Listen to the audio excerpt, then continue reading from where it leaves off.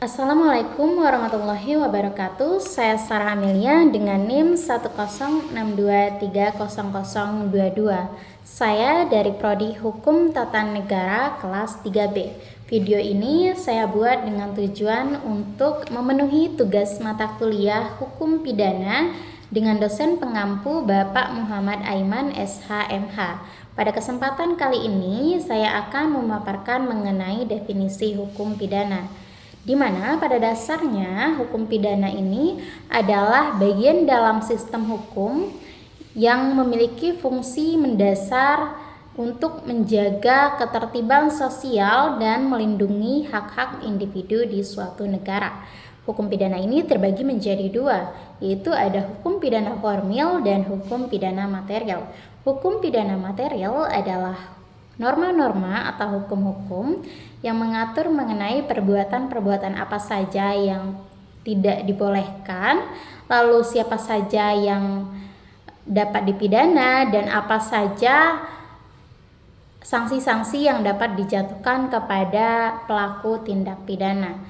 Selanjutnya, hukum pidana material ini terbagi lagi menjadi dua, yaitu ada hukum pidana umum dan hukum pidana khusus. Hukum pidana umum adalah hukum pidana yang sudah tercantum di dalam Kitab Undang-Undang Hukum Pidana. Sementara itu, hukum pidana khusus adalah hukum pidana untuk orang-orang atau diberlakukan untuk orang-orang tertentu maupun pelanggaran-pelanggaran tertentu seperti TNI, Polri, atau pelanggaran-pelanggaran tertentu seperti pidana narkotika maupun tindak pidana korupsi. Selanjutnya ada hukum pidana formil, di mana hukum pidana formil adalah norma-norma atau hukum-hukum yang mengatur mengenai tata cara dalam melaksanakan dan mempertahankan hukum pidana material. Hukum pidana formil ini dirumuskan dalam KUHP itu berdasarkan jenis pelanggarannya, seperti contohnya kejahatan yang serius seperti pembunuhan, pencurian. Lalu yang kedua ada pelanggaran, di mana pelanggaran ini tidak bersifat seserius kejahatan. Contohnya seperti pelanggaran ini tidak seserius seperti kejahatan, di mana pelanggaran ini hanya bersifat kerugian administratif. Lalu selanjutnya hukum unsur-unsur dalam hukum pidana, yang pertama yaitu adanya subjek, lalu yang kedua adanya kesalahan, yang ketiga perbuatan melawan hukum, dan yang terakhir apabila tindak pidana tersebut tercantum dalam undang-undang dan apabila dilanggar akan diancam pidana. Nah, dalam hukum pidana terdapat asas-asas penting. Yang pertama ada asas legalitas yang berbunyi nullum delictum nulla puna sine previa lege punali. Asas ini juga tercantum di dalam pasal 1 ayat 1 KUHP yang menyatakan bahwa suatu tindak pidana tidak dapat dipidana terkecuali apabila tindakan tersebut sudah tercantum dalam undang-undang.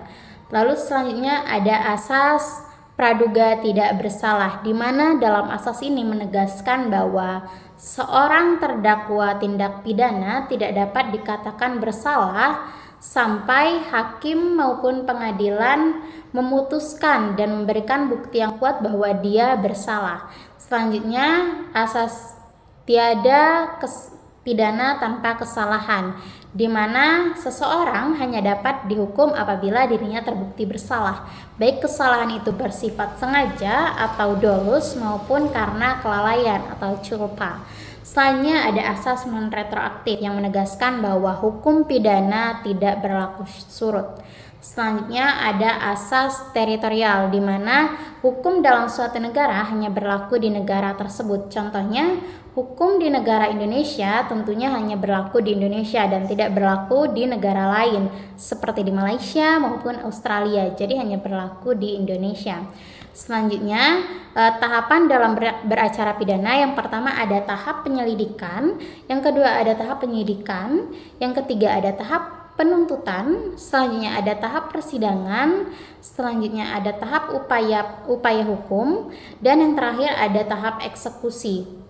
Selanjutnya, sanksi-sanksi dalam hukum pidana yaitu ada sanksi pidana mati, pidana kurungan, pidana denda, pidana penjara, dan pidana tambahan. Sementara itu alternatif dalam sanksi hukum pidana ini itu ada pidana tambahan, pidana percobaan, dan rehabilitasi.